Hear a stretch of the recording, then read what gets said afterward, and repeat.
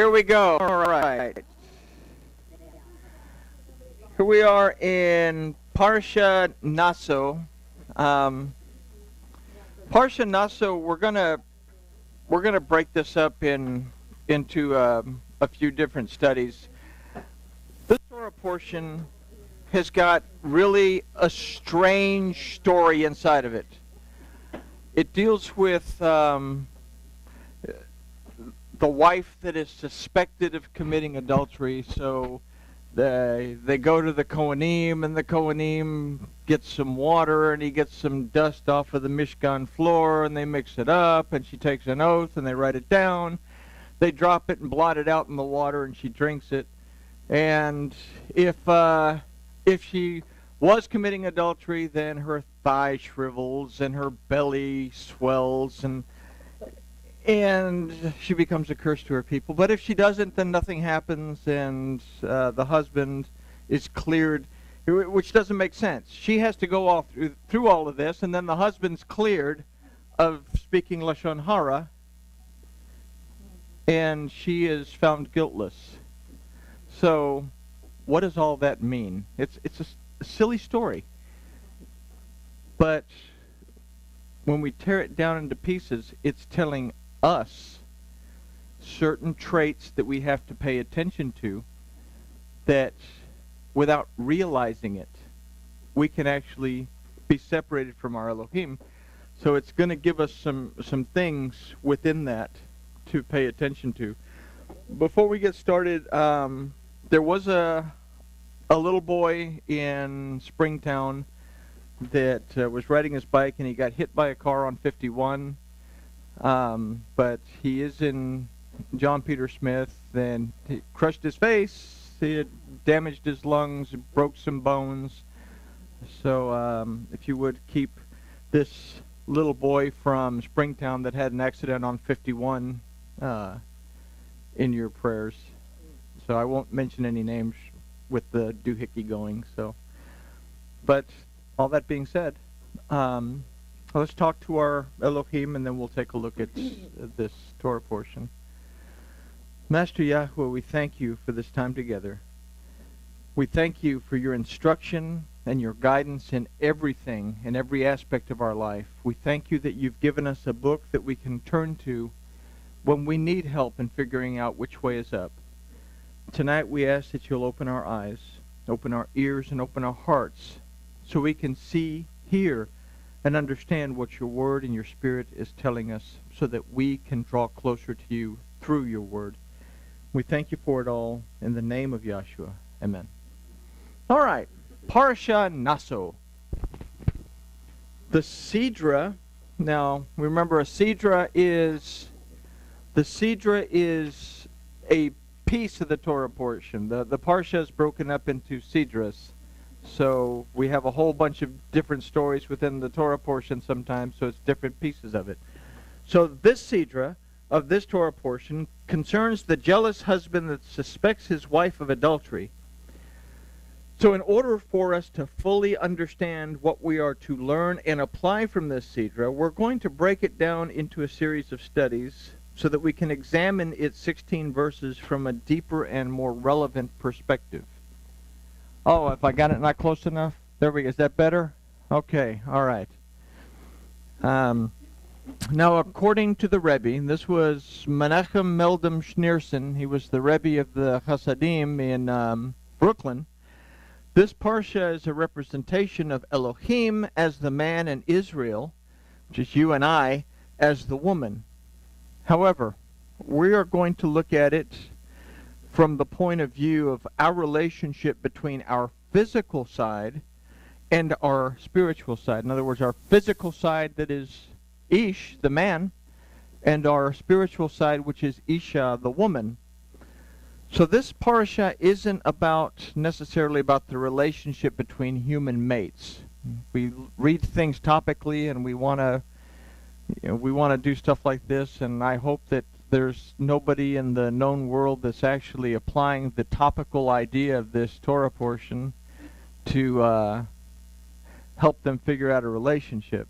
But it's not necessarily about a relationship between human mates. It's about our relationship to Yahuwah Elohim as well as to our fellow human beings. So we're going to begin at Bamidbar 5:12, which says, "Speak unto the children of Israel, and say unto them, if any man's wife go aside and act unfaithfully against him." So this verse begins with the word daber, that means to speak, but it also means word, declaration, proclamations, commandments, and promises. The next word is El, and I didn't write it down on there, but it's El, okay? Now, El is an interesting word. Here in the verse, it's used to say unto or to, but El means either in the direction of, going towards something, or moving away from something. And if we consider that, and we consider the makeup of this word itself, that we have the Lamed that represents the instruction and guidance of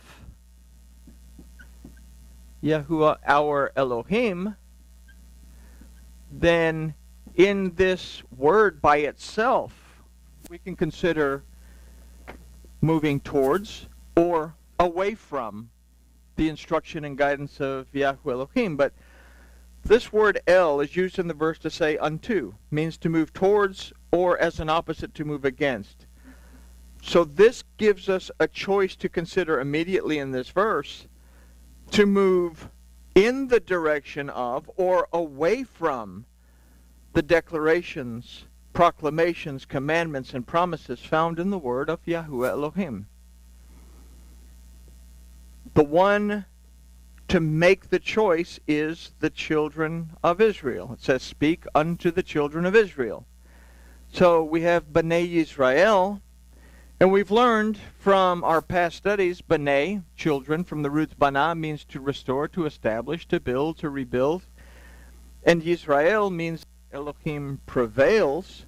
So this is a little bit more. It's talking to those who have been restored and established because Elohim prevails in their lives. Some of the big things that we hear from dispensationalists, they say, well, all that stuff only applied to the children of Israel. Well, if you would understand the Hebrew and how it breaks down, then you'll understand that if Elohim prevails in your life, if you are restored and established because Elohim is greater than you are, then you are the children of Israel, and this applies to you. So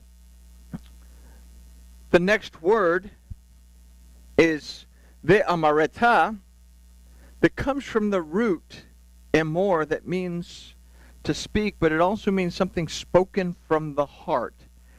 In this case, it is Yahuwah who is speaking, so it is from his heart that he's speaking, so we get this instruction from his Torah. So it gives us a concept of having a choice whether to move in the direction of or away from the declarations, promises, commandments, proclamations found in the word of Yahuwah Elohim as found in his Torah. It's quite a bit for just a few words in the beginning, but it's we read this a lot, that Yahuwah spoke, and then it says saying.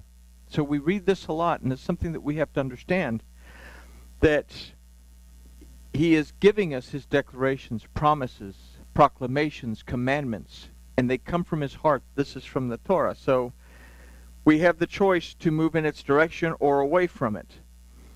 So this concept will not only prepare us to look at the next phrase of this verse, but it's one that we will apply throughout the balance of this Sidra.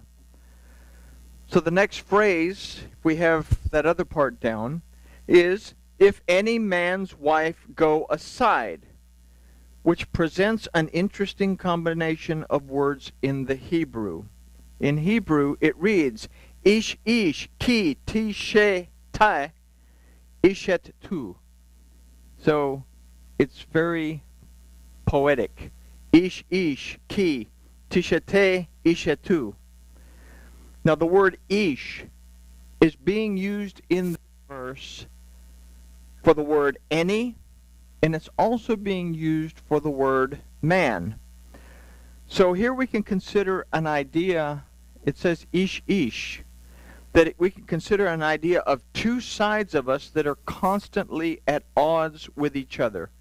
We have our carnal side and our spiritual side that are both contained in a single vessel. Thus, we can consider the two times it's mentioned ish, one right after the other. We can consider this an idea of the beit, that means a house or a tabernacle.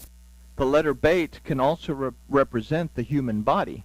So here we have an idea of the two parts of us. We are physical beings, we are spiritual beings, and they're constantly butting heads. They're constantly in conflict. And they're contained within this single vessel that I call me. And we all call ourselves I. Okay? And we'll talk about the I here in a minute, because we have a word that doesn't appear very often in Scripture that's actually used in this verse. We'll talk about it when we get to that one. So, the beit. The phrase continues with the word ki, that in the verse is used to say if, but it literally means when. So here an idea is presented that what is to happen is not a matter of if, but rather a matter of when. And this is very important. It's not a matter of if, it's a matter of when. We have to acknowledge that it is not about if we stray away from the declarations, proclamations, commandments, and promises found in the word of Seh HaElohim, but rather when we do, and we all do. So it's telling us, you're going to stray. Pay attention to the verse, because it's going to give you some tools, is what it's telling us, to help you to recognize it. You know, we have that adage that you put a frog in just plain old water and you start to turn up the heat, the frog's not going to jump out because it doesn't notice that the water starts to boil. And pretty soon, what was a living frog in the water is now a cooked frog in the boiling water, and it never even noticed it. So, something to keep in mind in this particular verse. So this leads us directly to the next word, which is tishate, that in the verse is used to say, go aside.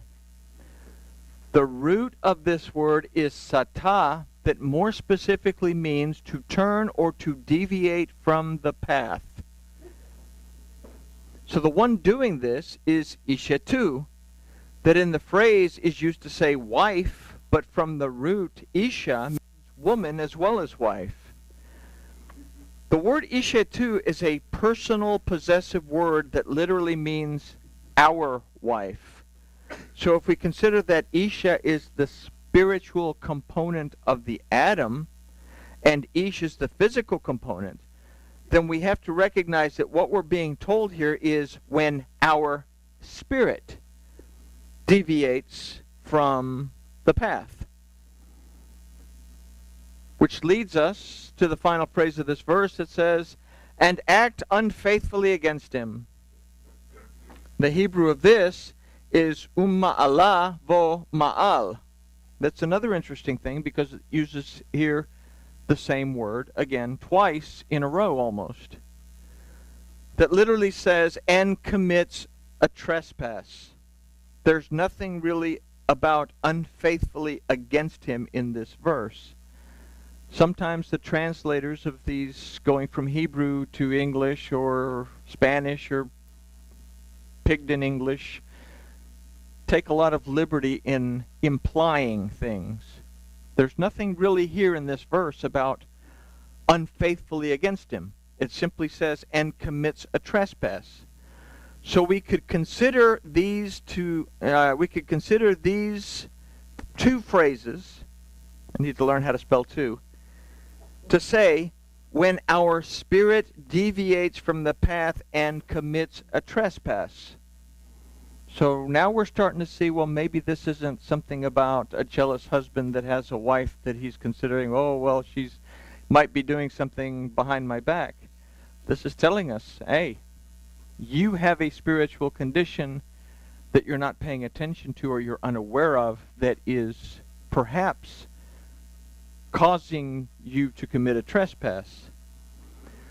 So the overall idea in this verse, to move in the direction of or away from the declarations, proclamations, commandments, and promises found in the word of Yahuwah Elohim as found in his Torah, occurs when the two sides of us that are constantly at odds with each other, our carnal side and our spiritual side, cause our spirit to deviate from the path and commit a trespass. Something to keep in mind, something to consider. This concept is going to lead us directly into our understanding of verse 13. We can take what we just read and apply it into verse 13 that says, "And a man lie with her carnally, and it be hid from the eyes of her husband, she being defiled secretly, and there be no witness against her, neither she be taken in the act." It's kind of choppy.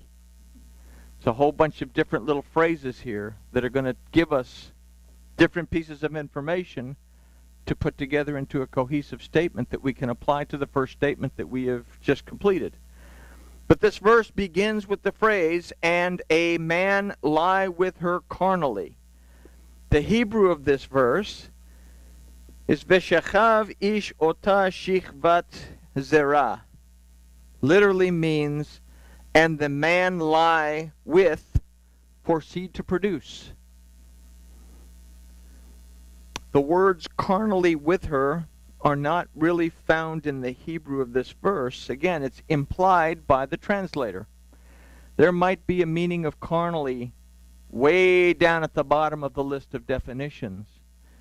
The primary definitions don't talk anything about it. The primary definitions give us a man lie with for seed to produce. The phrase, or this phrase, begins with the word veshechav, that means to lie down, but it also means to relax, to rest, to stay, and to sleep. Not bad ideas, but they're bad ideas when we don't need to be relaxing, lying down, sleeping. So the next word in this is ish, that means man. We've considered in our past studies that ish, aside from simply meaning man, represents the worship aspect of our lives, our prayer time and our study time. It is from this that our spirit comes forth as represented by Isha.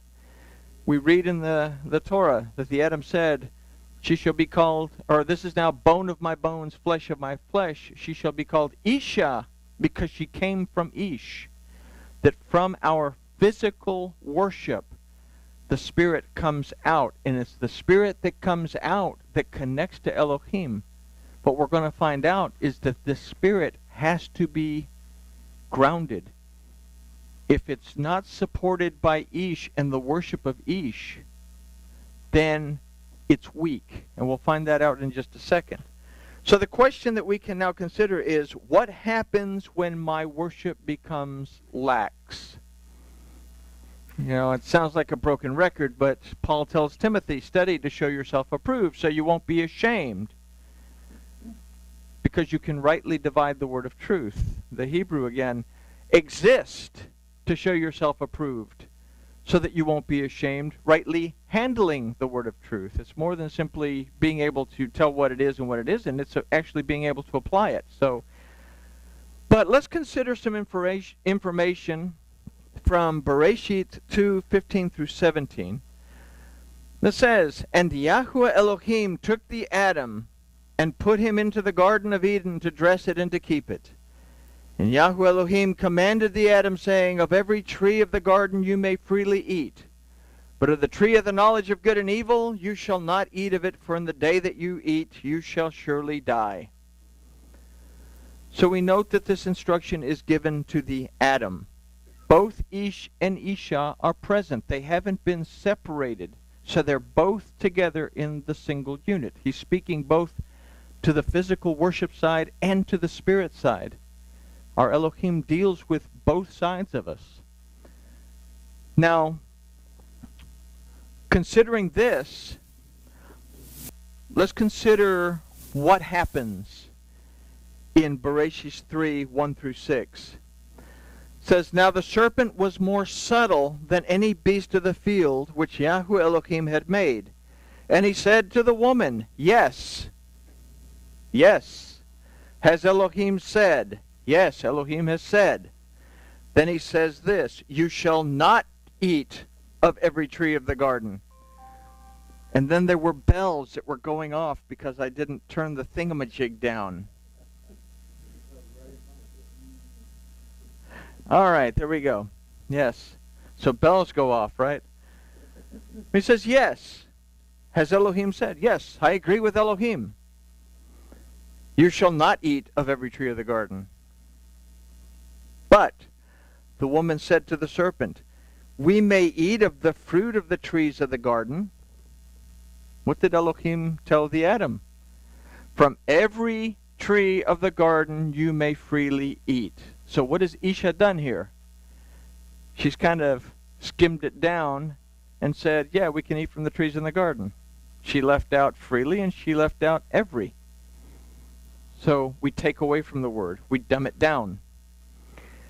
Then she said this, But of the fruit of the tree which is in the midst of the garden, Elohim said, You shall not eat of it, neither shall you touch it, lest you die. Let's consider Bereshit 2, verse 9. This is what this says. And out of the ground Yahweh Elohim made every tree to grow that is pleasant to the sight and good for food, with the tree of life in the midst of the garden, and the tree of the knowledge of good and evil. So what tree is in the midst of the garden? The tree of life. But she says here, But of the fruit of the tree which is in the midst of the garden, Elohim says, You shall not eat of it, neither shall you touch it, lest you die. So what has she done? She's failed to apply the Torah according to what it says. And she's also added her own little ditty to it. Elohim says, don't eat from the tree of the knowledge of good and evil. But she's changed it to the tree that's in the midst of the garden because she's not up to speed on what's going on here. She didn't pay attention to what the word said. And then she said, not just don't eat from it, but don't touch it. Which Elohim said, don't touch it. So she's added something to it. Then the serpent said to the woman, You shall not surely die, for Elohim knows in the day that you eat of it, then your eyes shall be opened, and you shall be like Elohim, knowing good from evil. And then, or when, not if, but when, the woman saw that the tree was good for food, and it was pleasant to the eyes, a tree desired to make one wise, she took of the fruit of it, and did eat, and gave also to her husband with her, and he did eat. The husband was there. Shouldn't the husband know better? But what happens if we don't bother to study to show ourselves approved? Then we're not sure what the word says, and we transgress. Which at this point, it was just a transgression. If they would have said, we made a mistake, we are sorry, it would have been forgiven, but they didn't do that, so it became sin. So first we consider that both Ish and Isha were informed. What's puzzling is that in Bereshit 3:6 we read that her husband was with her.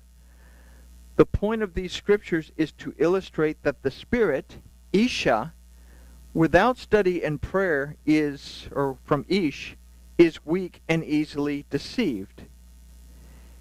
If we can understand this, then we can move to the next word of the phrase, which is otah, that's used to say with. Now this word gives us another choice, as it also means together, but also against.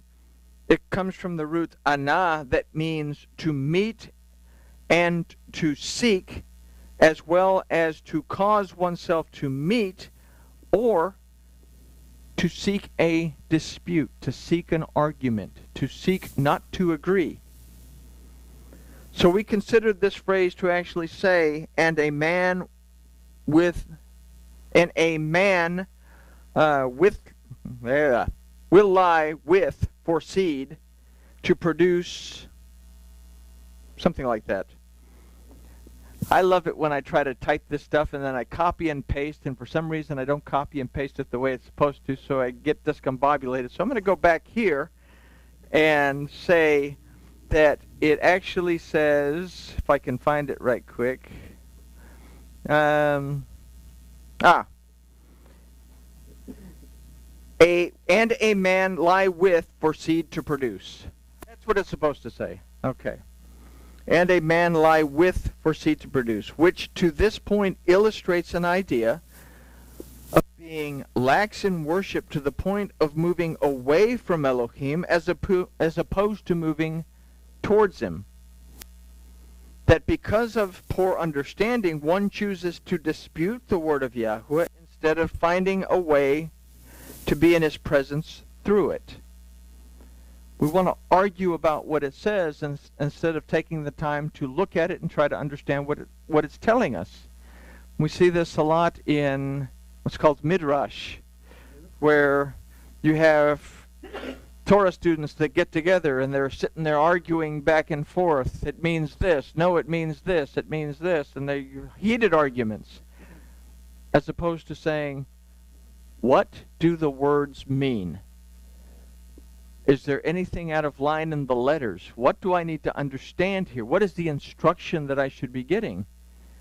But we argue about what it says topically, which really pulls us away from our relationship with Elohim. So, because of poor understanding, one chooses to dispute the word of Yahweh instead of finding a way to be in his presence through it. This takes us to the word shishvat, whose root is again shechav, that means to lie down, but it also means to relax, to rest, to stay, and to sleep.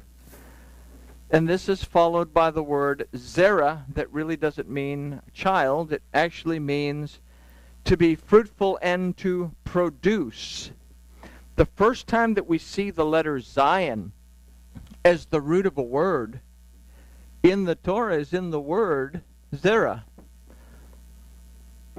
that in Bereshit is used to say, be fruitful and multiply. But if we consider Zerah as a whole, we see that it contains the authority of Yahweh in his word that feeds us, protects us, and brings us rest.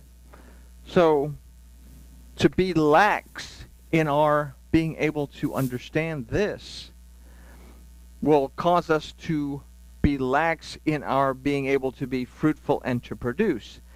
So these words enhance the idea that we're formulating, giving us an overall concept of being lax in worship to the point of moving away from Elohim as opposed to towards him, that because of poor understanding, one chooses to dispute the word of Yahweh instead of finding a way to be in his presence through it, will make our ability to be fruitful and productive lax as well. Does it do us any good to not pay attention to the what the word says, to come up with our own interpretations based on topical analysis of things, which sometimes we have to do that, and then argue about it? We get a lot of arguments from different groups of people that say it means this or it means this. I guess we get it is to get a lot of people that want to argue with me about end time this and end time that and prophecy this and prophecy that and rapture and pre-trib and mid-trib and post-trib, and it's like, look, it's called the Torah. It's called instruction. This is here for us to build a relationship with Yahuwah Elohim. If all that other stuff happens, great. I have a relationship that I've established with him. And if I've built a strong enough relationship, then I will be able to endure whatever happens. So we can't be lax in our worship, because if we are lax in our worship,